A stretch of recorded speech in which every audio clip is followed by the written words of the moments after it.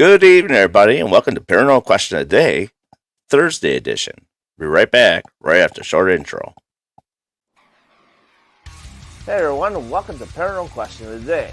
We do live podcasts with live guests, live paranormal investigations as well.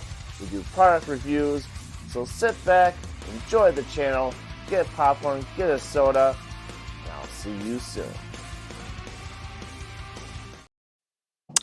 And we are back. I hope everybody's having a good Thursday. I just officially started my 10-day vacation today, so I am happy as hell. My dog's humping me again. And we are live with the dog hump. Yep. Happens. And Megan is the first to be in. Hey, Megan. How's it going, Megan? Welcome to the show. And people are starting to pop on here.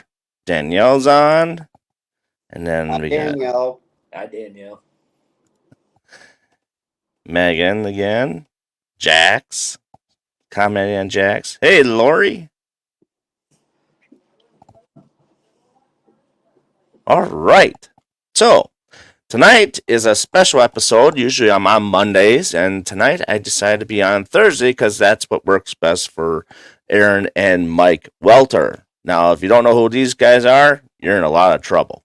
So, these guys are owners of Phantasm Paranormal, and that's the team that I'm part of as well. So is Megan, Danielle, Lori, honorary member. We have Anne, and then the others as well. If they pop in, I will mention them as we get there. Christine. But for now, let's get started. And there's Anne. Hi, Anne. And so let's get started. So let's start off with Aaron first. So what got you into the paranormal? Did you have stuff that happened to you before? And if this pertains to Mike as well at the same time, you both can talk about it as well. And I think I know where this is going. But let's have you start, Aaron, on you first. What got you into the paranormal? Well, me and Mike definitely grew up in a poltergeist home. And for whatever reason, I got over it. Mike decided 3 years ago, hey, let's get back into it. And he definitely won that war. I did. But you know what? It's a little differently when we go hunting for them versus them come hunting for us. So I'm not 4 years old anymore, screaming with my head under the blanket or my pillow. I'm just 47 years old with my dog humping me as I do a podcast. So that helps. Hi. That is the first for the podcast, by the way, too. Good. So you want to talk a little bit about the house that you grew up with? Or is that something that you guys kind of want to shy away from? What do you want to know about it? So what made it so haunted, and what the poltergeist, what did it all do, and how did you decide to, overcome it and stuff like that? So the perspective's a little different. I mean, I'm 5'3" now, but I was definitely a lot smaller. So there's definitely like an 8-foot shadow figure that would lay on your legs, wake you up. You would get the sleep paralysis. It would try to throw you down the stairs if you didn't run down the stairs. It would throw stuff in different rooms that you weren't in. It did all kind of mischievous things. Threw me down the stairs. Oh. Sure. So, when it threw you down the stairs, did you guys end up going to the hospital after that, or did you just shake it off? Or No, it was in the 80s, so it was kind of a, sit on the couch for a half hour and, Shake it off. Make sure you're not dead. right? Because I'm sure if you went to the hospital and say, "Hey, what happened? How did this happen?" Oh, yeah, spirit threw me down the stairs. No, they would just say that he was being clumsy. Yeah. There was a garbage can at the bottom that stopped him from hitting the wall. Yeah. Wow. And years later, when I was drunk, it stopped me from hitting the wall too. Yep. So did this spirit have a name? I called it dirt because I first saw it when I was 4 years old, and that was the most horrible word in my vocabulary. So throughout the time, I just called it dirt because that was just its name. Oh. And we have Cassie in the house today. Welcome, Cassie. Yeah. Rhythm, roots, and faith. So who got the sleep paralysis the most, Aaron or Mike? Me. I just got night terrors. I didn't get sleep paralysis. Okay. Nope. How did you deal with the sleep paralysis? Because in today's day, it's still a thing actually with shadow people. Do you see shadow people as well? I do. And I do as well. Hey, Dom. Joshua, how you doing? Everybody's piling in. Lori. He's learned a few words since then. Lori. Just kind of going through here with the comments real quick. And Dom, there is my boss right there, Dominic. Hi, Dom. Hello. He lives in Florida, so cool guy. You'll get to know him. Mike, you'll get along with him real well too. So how did Phantasm Paranormal become about? And how did you choose a name and get it going, and instead of like being a whole different other name? What made you choose Phantasm? Phantasm means spirit, ghost, or apparition. And then when you pair that with the paranormal, which is basically just a term used that scientifically it can't be explained. So when you put them together, it kind of fits all together. Spirit, ghost, apparition, and seen and unseen and unproven, proven. So it kind of fit together. Right, I hear that. Mike, what are your thoughts? Hey, Carmen. Phantasm is kind of like a dreamlike experience, and pretty much anything we encounter in the paranormal is kind of like a dream. It doesn't seem like anything that would happen while you're awake or, while you're conscious. Yeah, and there's a movie based on it too called Phantasm. Which I've never seen. Is it good? Oh, it's good. It's good. Yeah, it's good. Oh boy, here we go.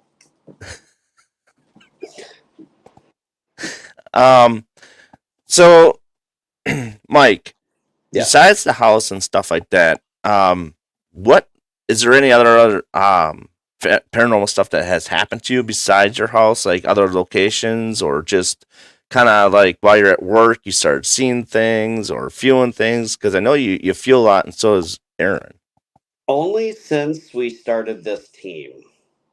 I get a lot of stragglers and travelers from the locations we go to, and they make my everyday life pretty interesting. Um, but once we left the old house, no. But now that we've started this all over again, absolutely, a lot of stuff going on.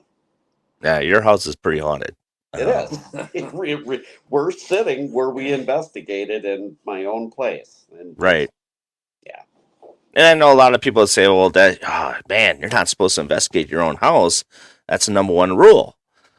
It was pretty fun.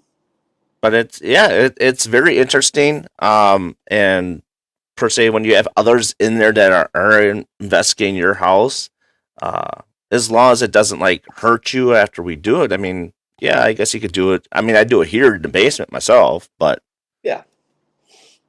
And Aaron saw exactly what we were seeing. He just didn't need any equipment. He was like, "Oh, right there, huh? Yeah."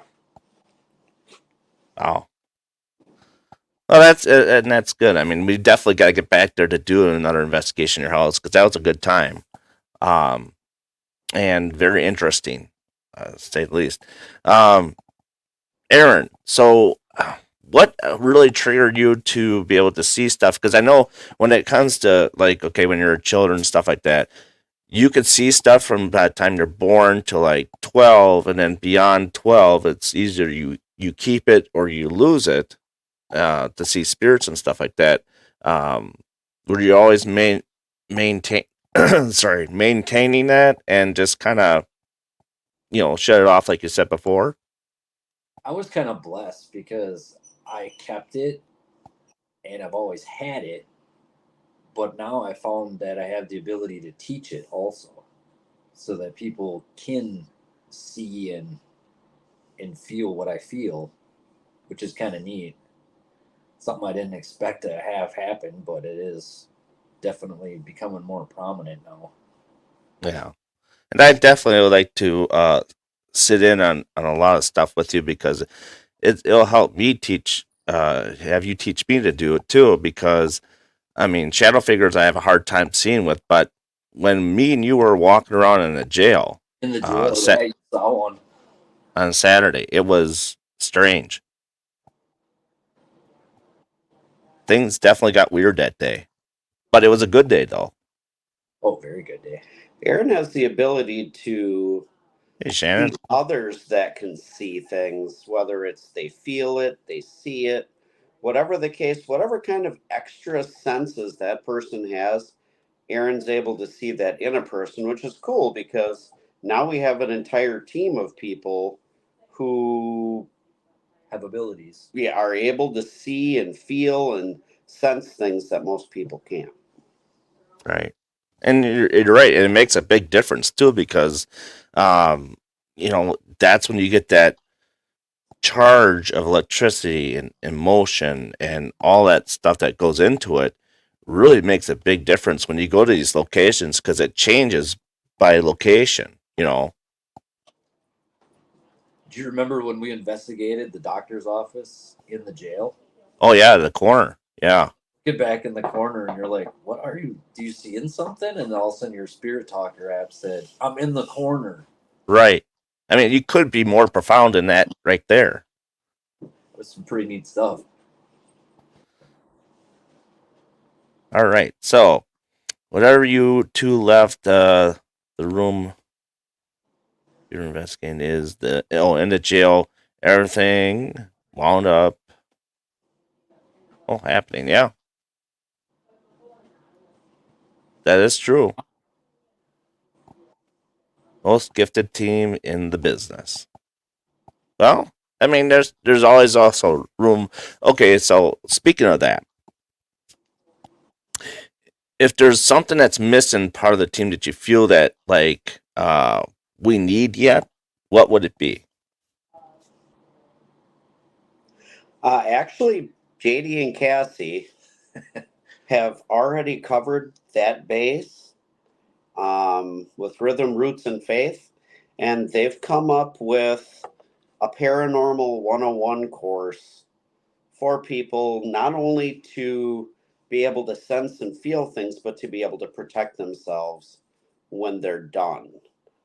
And I'm really looking forward to that getting rolled out because I'm going to be the first one. I'm going to be the first one in line for it.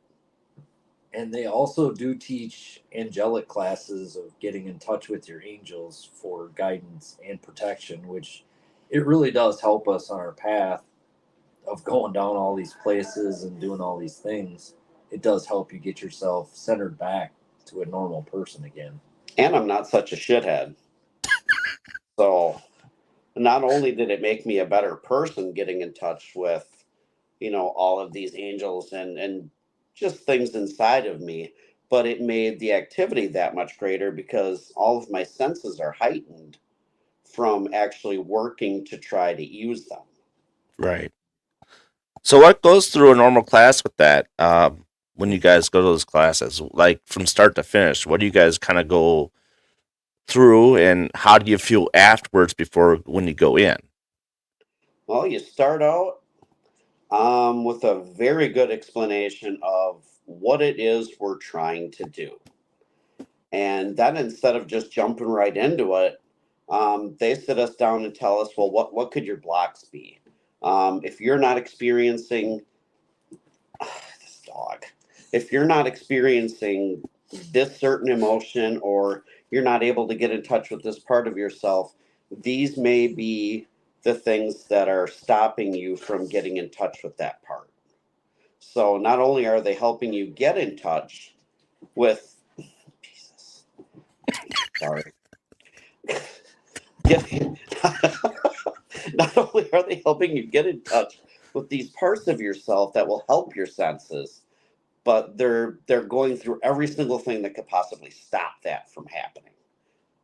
Then at the end, we stop with the meditation, and they help get with a guided meditation to try to guide you to where you need to be at that moment. And honestly, every time I walk out of there, I feel like $1,000,000. So I think it's been a great experience. That's good. I mean, it's one of those things that you could really take home with you and just kind of it helps you relax. Yeah.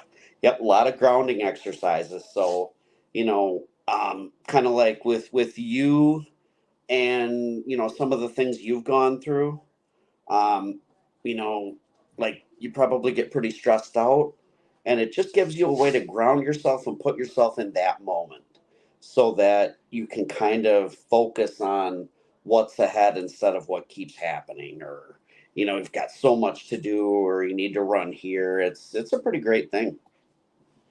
Yeah, sounds good. Sounds really good. Aaron, want to talk a little bit more about it too, and how it's changed you? That dog is hilarious. You won't stop humping.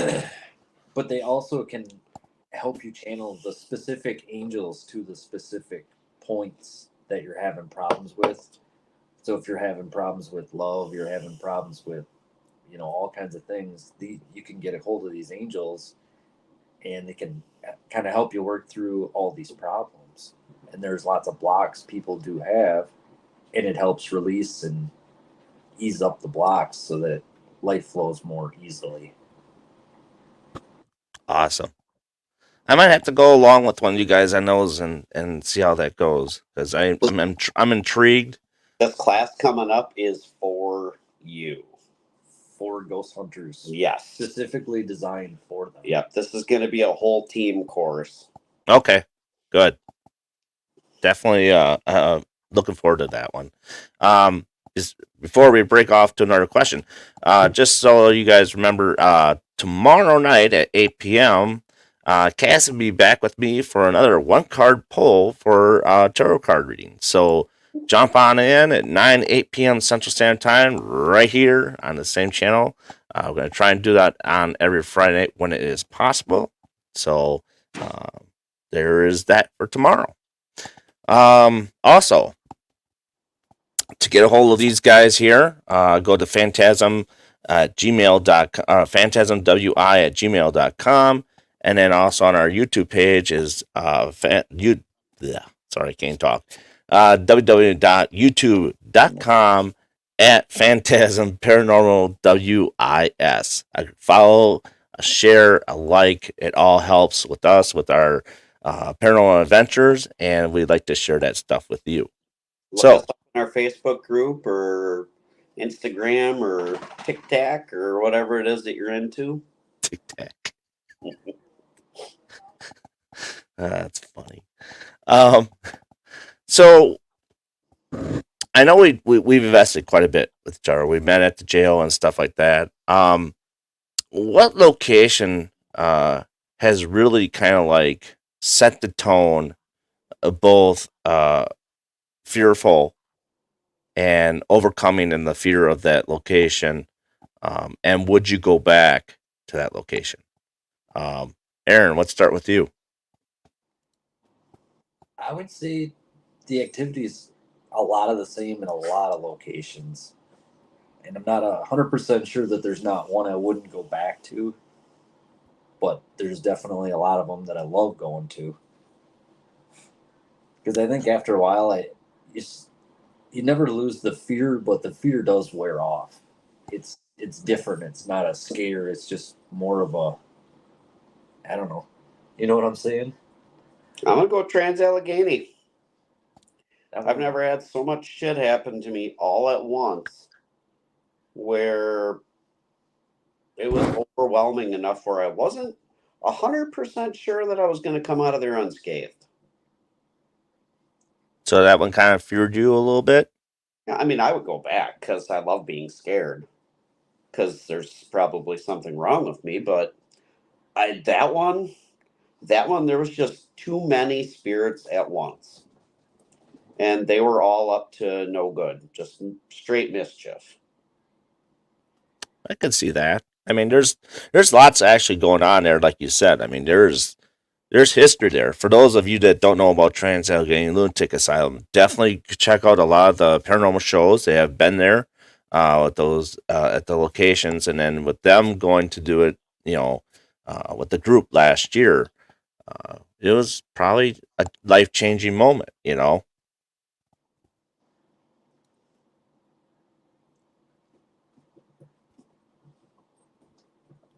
Okay, so Cassie wants to know what kind of stuff happened and we want to know. All right, so Mike, Aaron, All who right. wants to go first? Okay, so I was getting kind of annoyed with some people, so I kind of went off on my own, and I I didn't wasn't there. I didn't know one person was following me. So I was walking down a corridor and I felt a pinprick in my arm like someone was trying to draw blood. So I kind of started walking a little faster because why would that happen ever?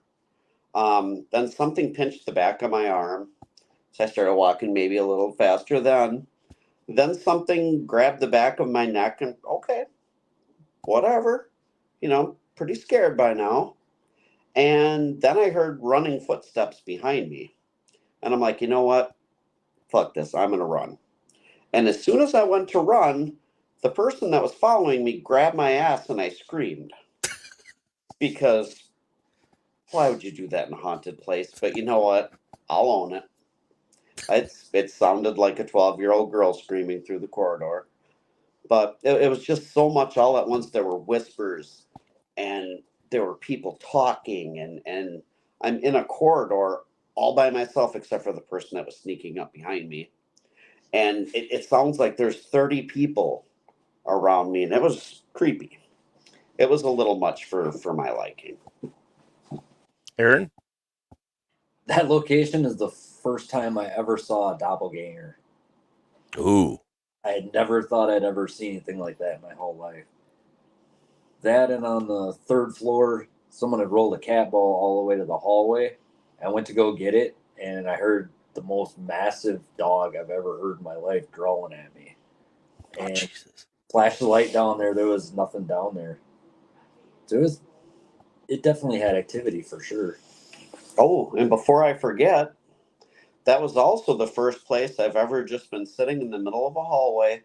And I know us paranormal investigators have our catchphrases, the ones that we always use. And I had heard something by one of the doorways, and I'm like, hey, if you're in the doorway, why don't you come out by us? Because we say that a million times every investigation. Well, a shadow walked out, and only two of us saw it, but holy moly. That was life changing for me. I didn't ever expect for a shadow to just walk out of a doorway. Yeah. That scared me too, but if you're not expecting it, but there again, I mean, you've been with me a lot of locations, which talk about Sheboygan Asylum, how we are in the tunnels. You know how I get down there. Yeah. Well, we I think the reason we get so much activity is we bring the party to these places. We're not, telling everyone to shut up and, hey, you're going to ruin my EVPs. We're down there with our friends, having fun with our friends, and if the spirits come to us, that's fine. If they don't, it doesn't matter. We're hanging out with our friends, and Right. that brings on a lot of activity. Yeah. I mean, we get a good mixture of stuff, and that was when we first met at the jail. It was instantaneously. Yeah. I mean, I never was like that with the team before to just be so instantaneous. Like, yeah, I gotta be here. It's fun. It is fun, and you're right. They like to party too, just as much as we like to do it.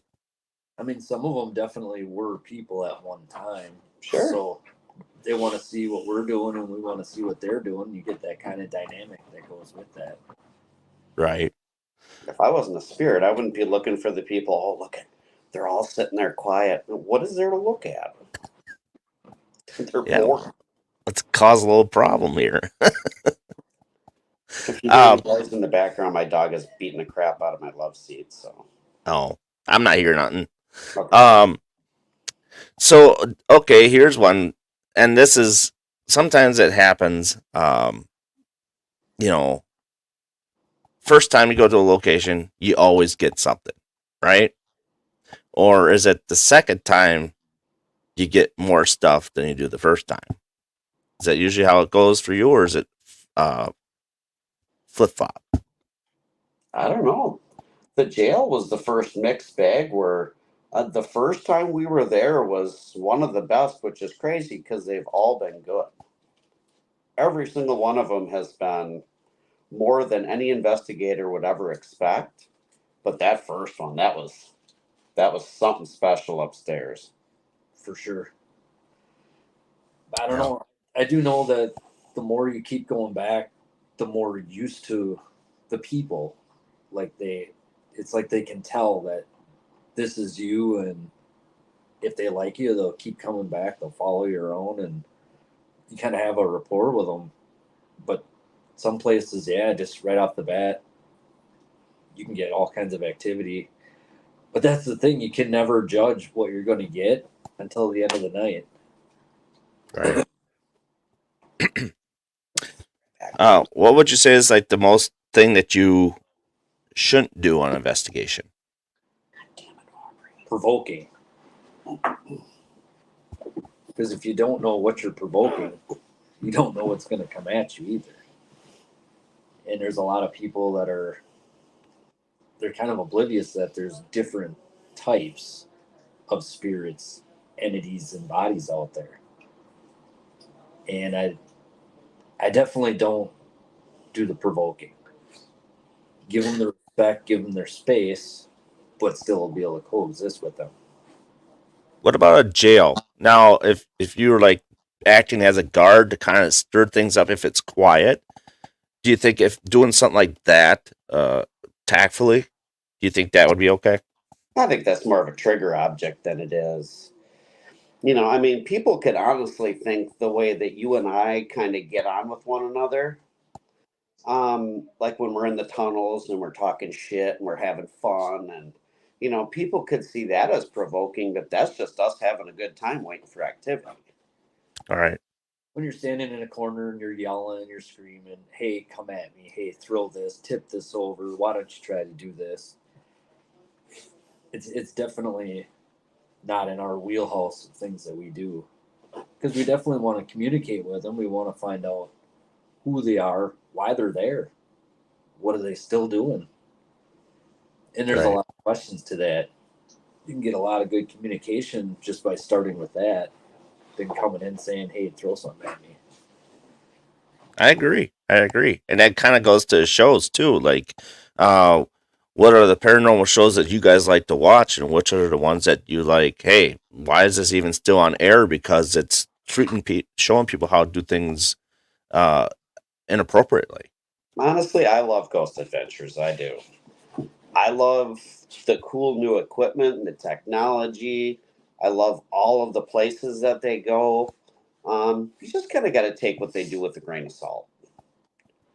If you can take that with a grain of salt, I mean, you get to see all of Bill Chappell's new equipment, and man, sometimes like with that oh my God, what's that? The EMF meter that we all got that I saw on there that had higher readings. I'm like, ooh, so I think there is some worth to those shows, even though, the acting might be a little wonky. And the jump scares. Yeah. But yeah, I do agree watching the shows for the equipment new things they try. They're all pretty good. I love our jump scares too, but usually it's a bat or somebody will fart at like a really quiet time, or just whatever the case may be, or a growl in the tunnels at the asylum. Yeah. Like, I mean, they definitely happen. They just don't seem to happen as much as they do on the shows. Okay. The bats Oh my definitely God. happen like that all the time. I'm tired of bats. Yeah. That's why Well, we still have it up in the attic, by the way. Yeah. Oh yeah. Oh boy. And that's the thing. I just want people to understand your take on the shows and how you feel about it. Do you definitely feel that they're more different and hardcore now than they were 20 years ago when they're using all the old style equipment?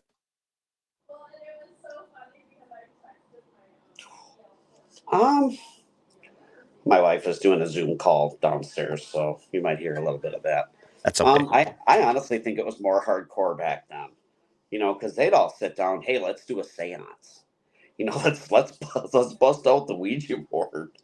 And then let's go take this piece of equipment that for whatever reason has no lights on it, and let's go sit up there and record. And you know what? I bet you it was scary. I Yeah. mean, you just opened yourself up to whatever's in that place, and then you're gonna go hang out in the most haunted part. Nowadays, I mean, it's still scary, but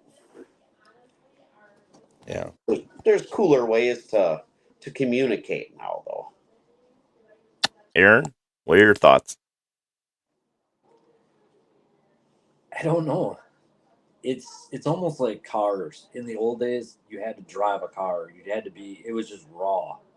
And it seems like all the new equipment they have, it does make it really easy for beginners, first time people that want to do investigations because of the lights, the sirens, the sounds, They're the cool. visions. But I love it because if I see something and then someone were to have an SLS camera and it actually shows exactly what I'm looking at, that there's something there, I I really do enjoy that a lot. Because then it's not like, oh, hey, is he staring in a corner for no reason? Oh no, wait, there's something there. I am my own best piece of equipment, though. Let's not get it confused. I mean, did I buy a lot of stuff? Sure. And I'm addicted to buying equipment. There's no getting around that. So was he, and everyone knows it. So am I. Yeah. I mean, we did have to buy a trailer because we're so equipment heavy, but Yep. But honestly, I don't need to use any of it. I just like using it for verification.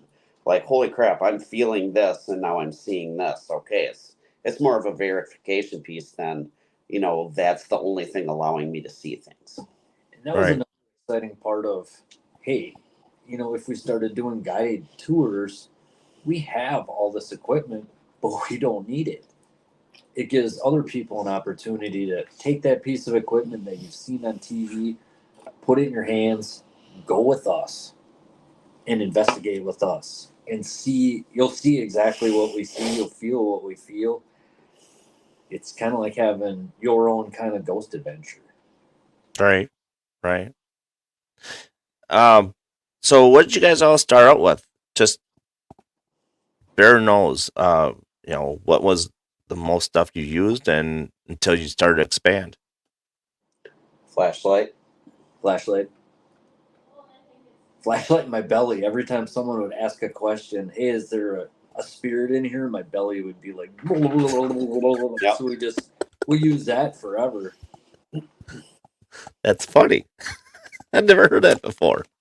Yeah, I had a flashlight and a recorder for a long time, and now, I mean, all my stuff barely fits in a closet.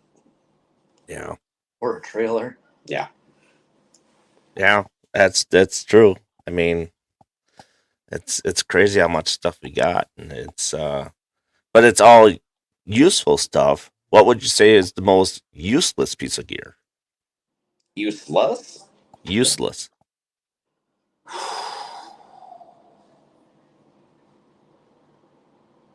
Hmm. That's a great question. What are you feeling? That's a good question. Yeah. I don't know. I would honestly have to say a recorder because I've I've personally never picked up a good enough EVP to ever feel like that was necessary. Like that's probably something I haven't taken out and set up in a year. I would say my first EMF meter. I can't remember the last time I even took it out of the box. I think you have Jax's toy. Well, it varies for locations too. What gear we actually pull out. Absolutely. And Not every piece of gear works for that location.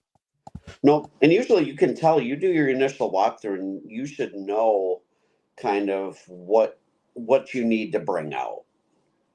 I've noticed with our investigators and Hope and Amy and all of the really seasoned investigators, Darren, everyone just knows after their initial walkthrough, okay, I'm going to grab this, I'm going to grab this, and I'm going to grab this, and we're going to go party. So I think as time goes on, you just know what a location is craving and what it needs.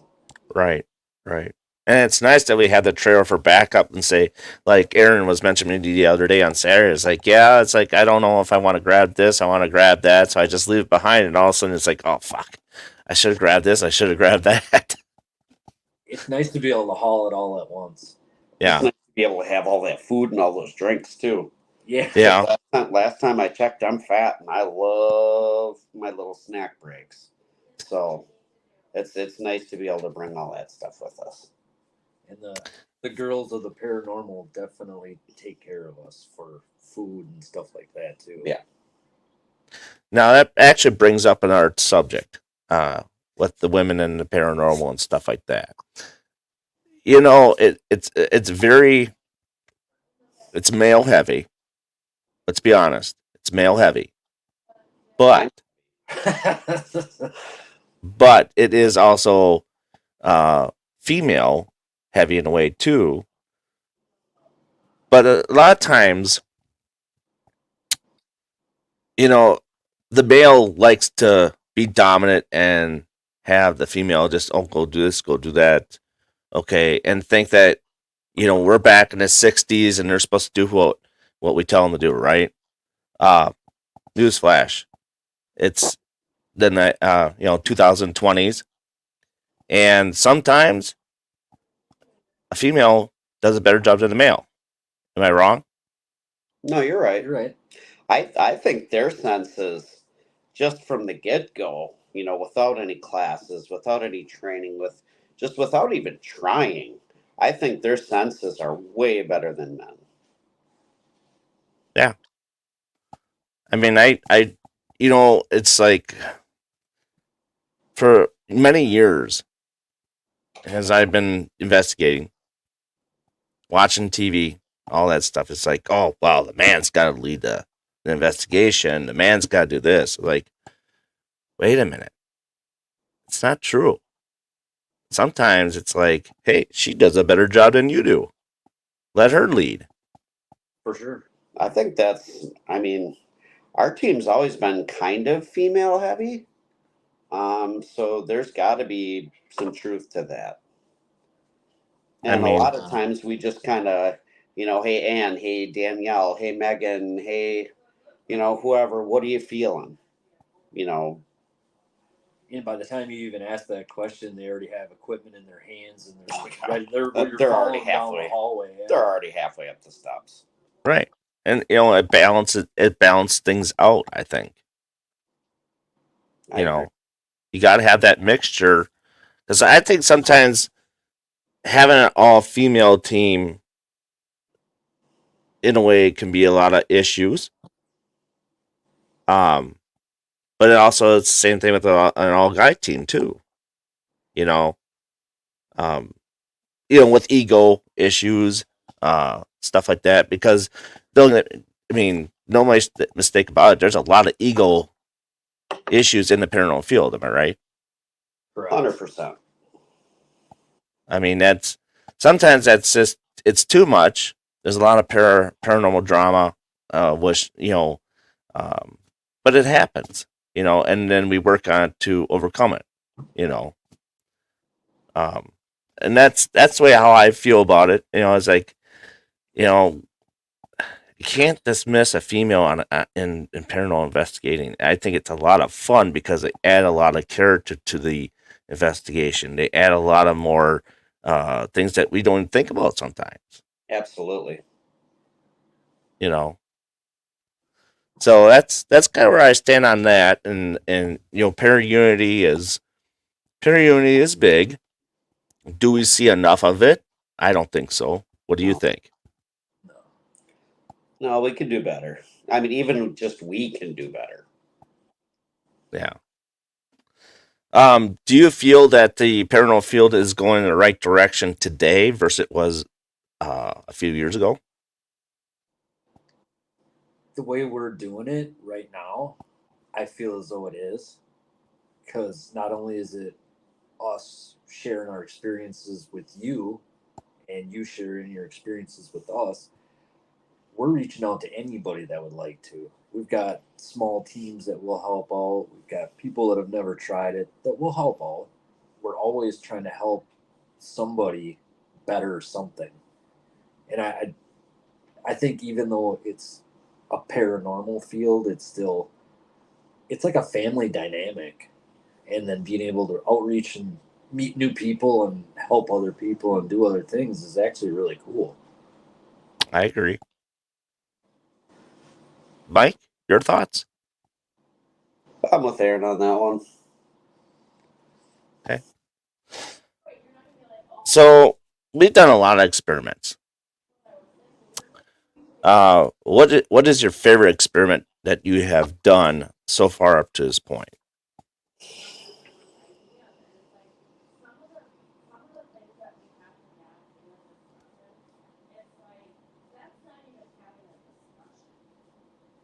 No.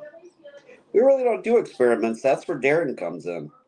That's your expertise Yeah. right there. Yeah, you're our experiment guy. Our experimental. So even though the roles are reversed right now, what was your favorite experiment that you've done since you've been with this team? Putting Anne and Megan in the jail by themselves. Yeah, I think that was good. I think that it really enhanced things. And I try to throw that out too when new teams come in. Try this, try that. I'll do it even though I'm there to give a tour real quick and get them going. I give them suggestions throughout the night. Say, hey, have you tried this? Have you tried that?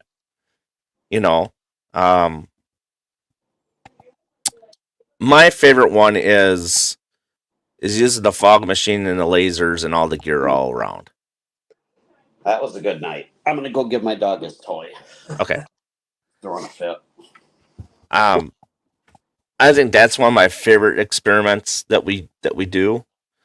I think there's a lot of good outfeed and outcome that comes with it. It was definitely a good time. I mean, energy was full. I mean, going crazy up in the upstairs jail. I think it was a solid 3-4 hours. And that's the thing.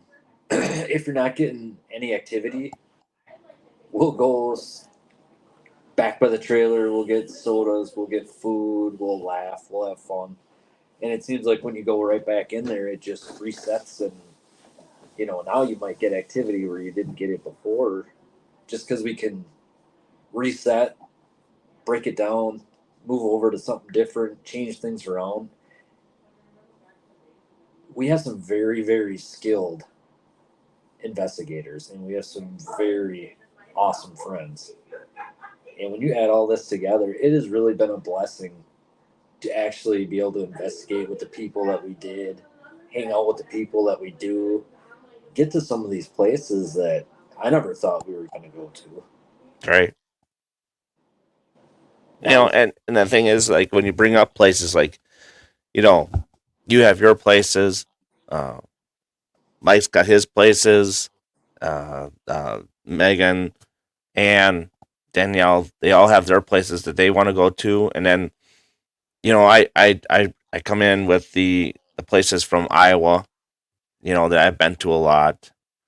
Ann and Megan were just there at Farrar, So there's a lot of different areas that I can bring to the table as well with different locations that you guys may have not even heard of. Oh yeah. And that's the thing that what helps everybody out and stuff like that. And so I definitely very appreciative of what we got going, and things are moving in a very solid direction. The other thing that I've done previously at Broadhead was lay on an embalming table. I've seen that embalming table. That was interesting. Hi. So yeah, so if we can when we go to Broadhead at some point, definitely do the embalming table experiment. Let's do it. Lay on there. Now, with that embalming table, there's been over 250 bodies that have laid on that embalming table. That's almost all of Broadhead's cemetery. Very cool. So, but I was just talking to him about the upstairs jail. Like, we were doing the fog, the lasers, and all the gear, and how it went off for like a solid 3 hours, 4 hours. Sure. And then we were able to duplicate that like the very following week. Yep. So that's unheard of too. I mean, we've done it on command a third time. Yeah. It makes no sense. All right. And everything that we've tried to do to show, to make sure it wasn't, a false alarm or a false reading. And I mean, you've got like 7 or 8 of us sitting up there, and we're very familiar with the equipment, and we can't figure out why every single piece of equipment would malfunction at the same time. I mean, that definitely shows you something. That jail's for real. Right. We'll wait for we talked about jail, and so when Aaron's back. Let's just gonna wait. We got well, actually, we're gonna have to go do a part 2 because it's 48. So, let's break off from there. We'll do a part 2. But what's coming up for event wise, and have you guys promote it? We've got a Phantasm event night. I mean, as far as obviously Darren knows and Aaron knows, July 19th and 20th. If anyone would like to come out and investigate with the team, food and drink will be provided. $45 per person, and that's pretty much just to throw a donation in for one of the schoolhouse project, and come have some fun with us. And it's definitely a location I've heard a lot of people say I'd like to get to it, but I haven't gotten to it. We definitely want to put it out there that it can be investigated. Yeah, here's your chance. And we can help you get there. Darren, he does the promoting and he does the booking. So if anybody wants to get a hold of the Washera Historical County Society, or the jail, we call it, but they most certainly can, and it is a very neat place to investigate. Yeah, sure is. My heart is there because it's. If I didn't believe in the place, I wouldn't be there yet. And even if you go there just to see it and meet Tom and Lori, they're amazing people. It's an amazing place. It really is worth the trip to go see it. Absolutely. Yeah. I mean, we got the schoolhouse that's all included. And if you like, it's a one room schoolhouse. Sorry. But it's a very cool place. I mean, from the 1850s, where are you going to find a schoolhouse that old yet, still standing. And So- haunted. And haunted, yes. So we got 10 minutes left. I like to ask these questions, fun questions, so to speak. If there was one object in the whole world, any object, that you'd never want to be haunted, what would it be? Aaron, want to go first? My truck. It's a piece of a truck, that's for sure. That is. I Mike? have to go with my toilet. If I fit in there. That is number one answer. Toilet. You, Darren. Huh? What about you? What would be your number one object? Oh boy. My phone. I would not want my phone to be haunted. But the craziest thing that was said a few years ago on a podcast that I was in a chat about, and they had a guest on, and I ask these questions all the time, and I says, so like I said, what is one object you would never want to be haunted? Out of her mouth, no hesitation, she said butt plug. I feel that because it's almost like the toilet, other than instead of your outputting, I guess you're inputting. So sure. Oh man, that was crazy. Like, without hesitation, I'm like, you want to rethink that? No. I don't have one of those, so I'm just gonna go with toilet. And then on the flip side, what is one object in the whole world that you would want to be haunted? My 66 442. Yeah, I'm gonna have to go with my old hot rod square body because it's already got the look. Yeah, it does. Why not?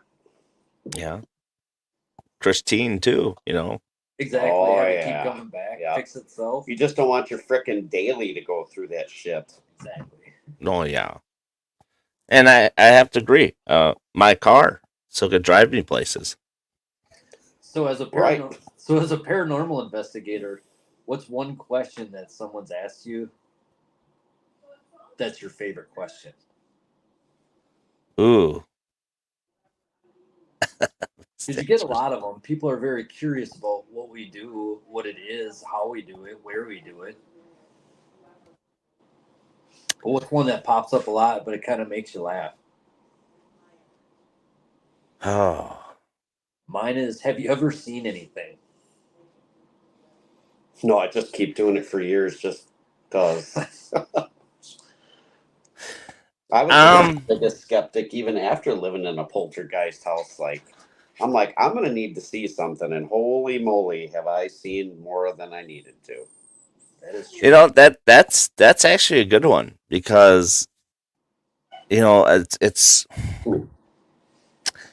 sometimes I find it funny where you get all this equipment and they say, well, do you know how to operate it? Well, of course. I wouldn't have if I didn't know how to operate it. No, I was hoping you'd show me. I've definitely gotten something right before an investigation and fumbled with it, trying to get through it because I wasn't familiar with it. Through the whole investigation. That has happened to me. Yep. Oh, it does. It's like I did it in front of my wife plenty of times. It's like, hey, I want this. Can you go get this? She'll go get it. I'm like, oh shit, I forgot how to use it. Because you don't use it for so long. Yeah, someone will ask, you know what you're doing? No. Don't. And it's dark, so I don't even know what button I'm pushing. What would you feel is the most comfortable piece of gear that you use? SLS. 3D SLS. Eh, because then I can see the bats coming down the tunnels and the hallways. That is actually a pretty That big makes help. it nice. Mine would be the SB7 Pro. I feel like that one just kind of feels like home to me. That makes sense. You do really well with the RTC box. Thank you. And even I am starting to get a decent ear with it, being around you with it so much. I'm still really bad at understanding what it says.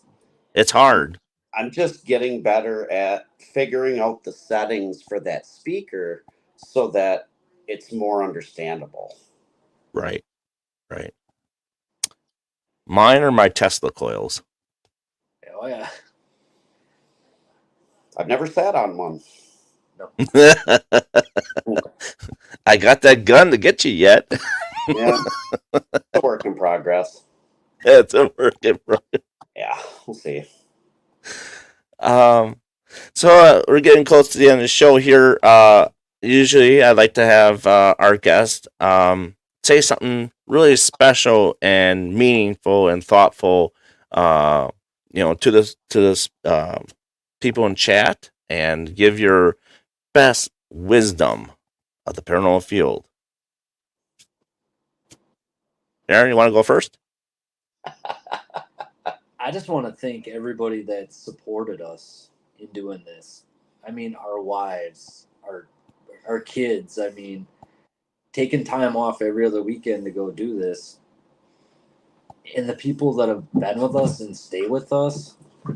That kind of loyalty, you can't buy that. You can't just have that. And all of our friends in all these places, I absolutely love hanging out with all of you and investigating. And I hope it actually stays like this for a long time. I agree. Honestly, I think I'd like to take this time to thank some of the people that aren't even around us anymore. Like Jay and Chelsea.